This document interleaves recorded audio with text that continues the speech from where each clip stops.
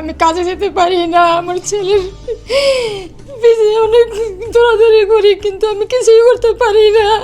আমি মা, আমি খুবই দুঃখিনী একটা মা। আমার এই ছেলেটার আমি এত বড় একটা অসুখ হয়েছে, আমি কি করব আমি বুঝতে পারি না।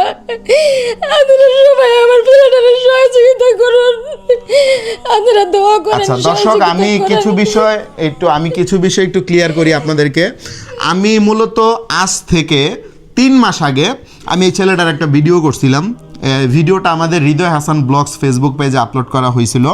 তো ওই ভিডিওটা থেকে মোটামুটি ওরা ভালো একটা অ্যামাউন্ট সহযোগিতাও পাইছে, বাট ওই অ্যামাউন্ট আসলে কিডনি পরিবর্তনের ক্ষেত্রে আসলে প্রযোজ্য না। ওরা মেডিকেলে, তোমরা তো মেডিকেলে কথা বলছো যে না কিডনি পরিবর্তনের জন্য সবকিছু মিলিয়ে তোমাদের কত অ্যামাউন্ট বলছে, যে কত টাকা লাগবে? মানে ডাক্তারে বলছে যে মানে অপারেশনের জন্য কিডনি ডোনেট করতে, তো ডোনেট করলে অপারেশনের মানে